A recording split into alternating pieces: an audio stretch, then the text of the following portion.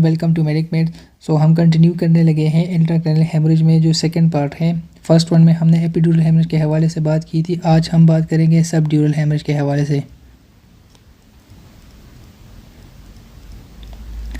अच्छा जी, तो subdural haemorrhage आपके पास कहाँ पर होता है, कौन से स्पेस में होता है? ये आपके पास होता है सबड्यूरल स्पेस में। नाम से ही आपको इस नाम से ही पता चल जाता है कि ये कौन सा हेमरेज है, सबड्यूरल स्पेस से। और सबड्यूरल स्पेस आपके पास कौन सी स्पेस है? सबड्यूरल स्पेस आपके पास जो मेनिंजियल ड्यूरामीटर है, ड्यूरामीटर के दो लेयर्स है, उनमें जो मेनिंजियल ड्यूरामीटर है उसके दरमियान और अरेकनाइड मैटर के दरमियान ये जो स्पेस है ये आपके पास है सबड्यूरल स्पेस। ये आपके पास है अरेकनाइड मैटर। सो अरेकनाइड मैटर और मेनिंजियल ड्यूरामीटर के दरमियान जो स्पेस है इसको कहते हैं सबड्यूरल स्पेस। और सबड्यूरल हेमरेज आपके पास होता है सबड्यूरल स्पेस में। अच्छा, यहाँ पर ये हेमरेज कहाँ पर होता है, किस वजह से होता है या कौन से स्ट्रक्चर के वजह से होता है? जैसे कि एपिड्यूरल हेमरेज में आपके पास हेमरेज जो ब्लीडिंग है वो आपके पास मिडिल मेनिंजियल आर्टरी से होता है। सो सबड्यूरल हेमरेज में ब्लीडिंग आपके पास होती है ब्रिजिंग वेन से।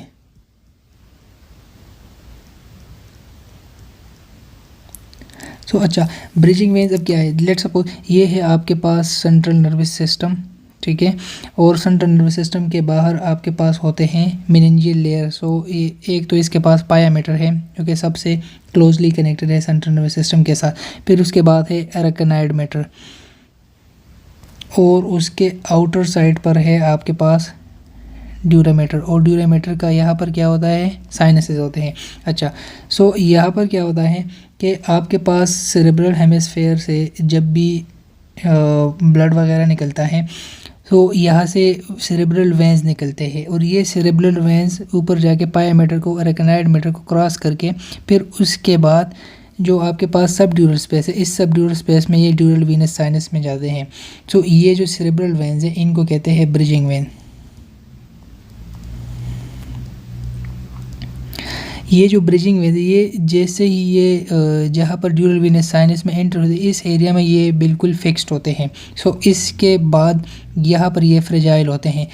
यहाँ पर अगर कोई भी इंजरी होगी या कोई भी ट्रॉमा होगी उनमें इन वेसल ये जो वेन्स ये आपके पास बहुत ही छोटे वेन्स होते हैं और इनकी जो वॉल है वो भी थिन होती हैं। इनके रप्चर होने का ज़्यादा खतरा होता है। और जब ये रप्चर होते हैं तो मोस्टली यहाँ पर ये जो वीनस साइनस में फिक्स होते हैं इस एरिया में ये रप्चर होते हैं। और जब यहाँ पर रप्चर होंगे तो यहाँ से ब्लड आपके पास एकमुलेट होना स्टार्ट करेगा सबड्यूरल स्पेस में। इस एरिया में आपके पास एकमुलेट होना स्टार्ट करेगा।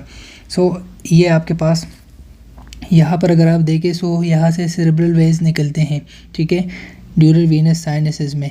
और यहाँ पे अगर आपके पास इंजरी होगी तो फिर वो ब्लड इस एरिया में सब ड्यूरल स्पेस में जो आपके पास ये वाला एरिया है ये है आपके पास मेनिंजियल ड्यूरामीटर ये वाला। और उसके बाद ये जो आपके पास ब्राउन कलर है आपके पास अरेकनाइड मैटर। इन दोनों के दरमियान जो एरिया है यहाँ पर आप अगर देखें वाइट जो नर्व है रप्चर ब्रिजिंग वेन्स, यहाँ से ये ब्लड फिर निकल के आपके पास सब अरेकनाइड स्पेस में एकमुलेट होना स्टार्ट हो जाएगा और इसको कहते हैं सबड्यूरल हेमरेज।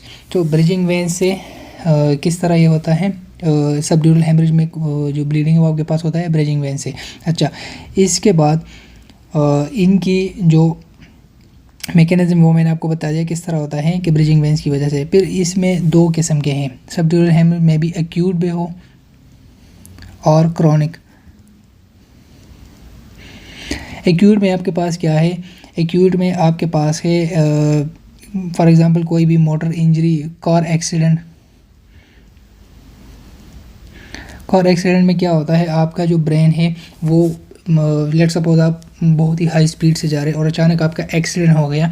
आपका एक्सीडेंट हो गया लेकिन आपका जो ब्रेन है वो आपके पास इंटीरियर साइड पर स्पीड से जाके लग जाएगा आपके क्रेनियल कैविटी के साथ। जब आपके बोन्स के साथ लग जाएगा तो ये वेंस के रप्चर होने का काफ़ी खतरा है क्योंकि ये आपके पास ये ड्यूरल वीनस साइनस के एरिया में बहुत फिक्स होते हैं। इस एरिया में वहाँ पर ये वेंस रप्चर हो जाते हैं और यहाँ पर आपके पास जो ब्लड है वो एकमुलेट होना स्टार्ट हो जाएगा। फिर उसके बाद कोई ट्रामा हो इसमें भी आपके पास ये वेंस रप्चर हो सकते हैं। ये आपके पास एक्यूट जो सबड्यूरल हेमरेज उनमें कार एक्सीडेंट और ट्रामा होता है। और ये जो इम्पोर्टेंट पॉइंट ये है कि एक्यूट फेज जो है इट कैन बी फैटल। ये मोस्ट इम्पोर्टेंट है कि जो एक्यूट सबड्यूरल हेमरेज है ये आपके पास फैटल भी हो सकता है। फिर उसके बाद है क्रॉनिक। अब क्रॉनिक सबड्यूरल हेमरेज आपके पास होता है ओल्ड एज में या अल्कोहलिक पेशेंट्स में, अल्कोहलिक पीपल। ओल्ड एज में क्या होता है, ओल्ड एज में आपके पास ब्रेन सब्सटेंस श्रिंक हो जाता है। लेट्स सपोज आपके पास नॉर्मल ब्रेन सब्सटेंस है, फिर आपके पास ये ब्रेन सब्सटेंस श्रिंक हो गया, तो आपके पास काफ़ी सारा एरिया बन जाता है ब्रिजिंग वेन्स को कवर करने के लिए। सो आपके पास ऑलरेडी ब्रेन सब्सटेंस श्रिंक है, सो थोड़ी सी भी मूवमेंट से या थोड़ा सा भी हाई मूवमेंट या जर्क से या इसी तरह की भी इंजरी से आपके पास जो ब्रिजिंग वेन है ये आपके पास रप्चर हो सकते हैं। तो ये आपके पास है क्रॉनिक। इसके अलावा आपके पास सबड्यूरल हेमरेज शेकन बेबी सिंड्रोम में भी हो सकता है।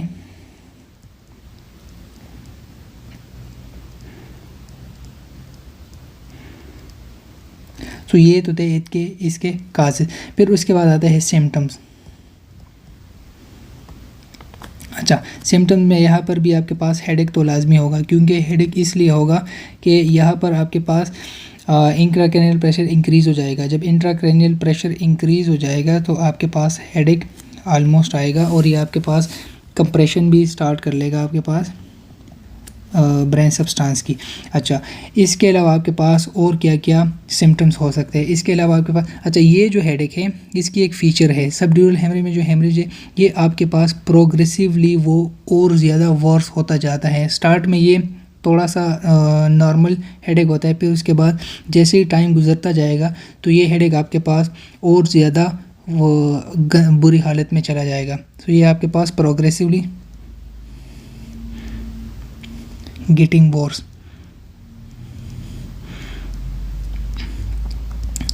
अच्छा, इसके अलावा आपके पास स्पीच प्रॉब्लम प्लस, क्योंकि ये आपके पास फ्रंटल वाले साइड पर, जब आपके पास फ्रंटल वाले साइड पे हिट करेगा तो आपके पास फ्रंटल साइड में यहाँ पर स्पीच सेंटर्स होते हैं, तो वो आपके पास इफेक्ट हो सकते हैं। इसके अलावा पर्सनैलिटी चेंजेस,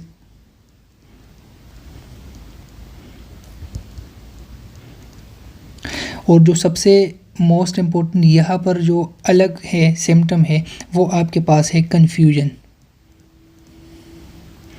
अब ये कन्फ्यूजन किस तरह होगा, ये कन्फ्यूजन आपके पास स्टार्ट होगा, लेकिन कुछ वीक्स के बाद ये आपके पास अपेयर होना स्टार्ट हो जाएगा। स्टार्टिंग में कन्फ्यूजन आपके पास इतनी खास नहीं होगी, लेकिन फ्यू वीक्स के बाद आपके पास जो कन्फ्यूजन के सिम्टम्स है वो आपके पास फुल अपेयर हो जाएंगे आफ्टर फ्यू वीक्स।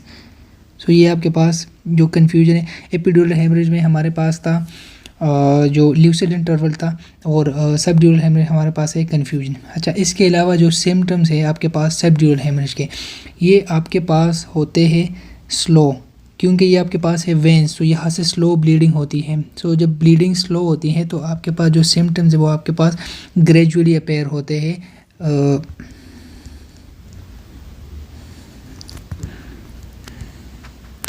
और आपके पास सिम्टम जो है वो आहिस्ता आहिस्ता अपेयर होते हैं, मतलब एज एक्यूटली नहीं होते जिस तरह एपिड्यूरल में होता है। एपिड्यूरल में आपके पास सिम्टम्स फ़ौरन अपेयर हो जाते हैं, क्योंकि वहाँ पर हाई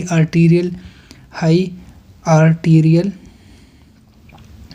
ब्लड प्रेशर होता है, और वेंस में आपके पास प्रेशर स्लो होते हैं, सो स्लो ब्लीडिंग होती है, तो आपके पास सिम्टम्स आहिस्ता आहिस्ता अपेयर होते हैं।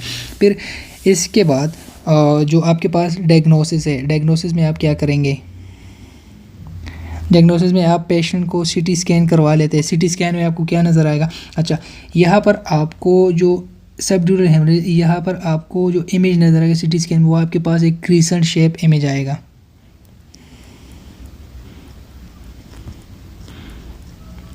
Crescent shape CT scan. So haemorrhage आपके पास किस तरह होगा, ये आपके पास एक क्रीसेंट शेप नज़र आएगा, और ये जो क्रीसेंट शेप है ये आपके पास इसकी जो फीचर्स होंगे कि ये आपके पास सूचर लाइन को क्रॉस कर सकता है, क्रॉस कर रहा है, कैन क्रॉस सूचर लाइन, क्योंकि ये आपके पास होता है सबड्यूरल स्पेस में, और सबड्यूरल स्पेस में आपके पास जो है यहाँ पर कोई सूचर नहीं है, क्योंकि ये सूचर सिर्फ और सिर्फ ड्यूरामीटर सूचर के साथ कनेक्टेड होता है, और ये बिल्कुल फ्रीली मूवमेंट करता है इन दोनों के दरमियान। सब रेकनाइड स्पेस और सबड्यूरल स्पेस के दरमियान कोई भी सूचर वगैरह नहीं है। सो ये आपके पास फ्रीली ब्लड जो है वो पूरे जो कैविटी है वहाँ पर आपके पास एक्यूमुलेट हो जाएगा, और ये आपके पास एक क्रीसेंट शेप इमेज आपको देगा। अच्छा, सो फिर सबड्यूरल हेमरेज को आप किस तरह मैनेज कर सकते हैं? सो मैनेजमेंट में आप क्या करते हैं कि आप इस जो सबड्यूरल हेमेटोमा है इसको आप सर्जिकली आप सक्शन के थ्रू और इरिगेशन के थ्रू आप इसको रिमूव कर सकते हैं।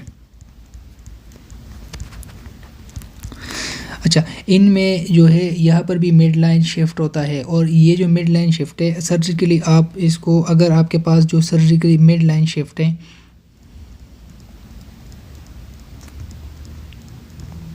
अगर आपके पास mid line shift greater than 5 millimetre है तो आप इसकी जो सर्जिकल जो मैनेजमेंट है इवैक्यूएशन वो तो आप लाजमी फिर करेंगे। और अगर इससे छोटा हो फिर वो आपके पास कुछ उसके सिम्टम्स कम होते हैं ब्रेन, लेकिन अगर आपके पास ग्रेटर देन 5 मिलीमीटर तो आपके पास मिड लाइन को बहुत ज़्यादा शिफ्ट कर लेते हैं और आपके पास जो एरियाज़ है वो आपके डैमेज कर सकते हैं। सो ये था सारा अबाउट सबड्यूरल हेमरेज। तो सबड्यूरल हेमरेज में हमने क्या क्या पढ़ा कि सबड्यूरल हेमरेज आपके पास सबड्यूरल स्पेस में होता है और सबड्यूरल स्पेस आपके पास जो मेनिंजियल ड्यूरामीटर है और एक्रॉनिड मीटर इन दोनों के दरमियान होता है। और ब्लीडिंग आपके पास होती है ब्रिजिंग वेन से। ब्रिजिंग वेन्स आपके पास, ब्रिजिंग वेन या सेरेब्रल वेन्स जो कि आपके ब्रेन सब्सटेंस से ड्यूरल वीनस साइनस में जाते हैं और उनकी रप्चर से आपके पास सबड्यूरल हेमरेज हो सकता है। एक्यूट फेज़ में आपके पास या तो कार एक्सीडेंट या ट्रामा वगैरह, और ये आपके पास फेटल कंडीशन है, इसमें पेशेंट की डेथ भी हो सकती है। क्रॉनिक में आपके पास ओल्ड एज या अल्कोहलिक पेशेंट होते हैं। ओल्ड एज में आपके पास ब्रेन सब्सटेंस शेयरिंग हो जाता है और फिर वो मोर वनरेबल टू इंजरी या रप्चर हो सकता है। शेकन बेबी सिंड्रोम में भी आपके पास सबड्यूरल हेमरेज अपेयर हो सकता है। और इसके बाद फिर सिम्टम्स में क्या है, हेडेक जो नॉर्मल इंक्रीज इंक्रीज हो उसकी वजह से, और ये जो हेडेक है ये आपके पास टाइम के साथ ये और वर्स होता जाता है। स्पीच प्रॉब्लम्स होते हैं, पर्सनैलिटी चेंजेस और कन्फ्यूजन आपके पास फ्यू वीक्स के बाद डेवलप होता है। ये जो ब्लीडिंग है सिम्टम्स होंगे ये आपके पास ग्रेजुअली अपेयर होंगे क्योंकि ये जो स्लो ब्लीडिंग है वेनस ब्लीडिंग है, क्योंकि वेन से ब्लड आ रही है तो वेन में तो हमेशा ब्लड प्रेशर स्लो होता है, प्रेशर स्लो होता है ब्लड का। फिर एपिड्यूरल में, क्योंकि एपिड्यूरल में आपके पास हाई प्रेशर होता है तो वहाँ पर आपके पास सिम्टम्स एक्यूटली फॉरन फास्ट अपेयरिंग सिम्टम। अच्छा, डायग्नोसिस में आप सिटी स्कैन करते हैं। सिटी स्कैन में आपको क्रिसेंट शेप इमेज नज़र आती है सिटी स्कैन में, और इस क्रिसेंट शेप में आपके अगर आप मिड लाइन को देखें तो वो आपके पास शिफ्ट हो जाता है दूसरे साइड पर। मैनेजमेंट आप सर्जिकली सक्शन करते हैं इरिगेशन और उसके थ्रू आप इन ब्लीडिंग को निकाल सकते हैं। सो ये था सारा अबाउट सबड्यूरल हेमरेज। अगर आपको कोई भी क्वेश्चन हो आप मुझसे पूछ सकते हैं। Thank you.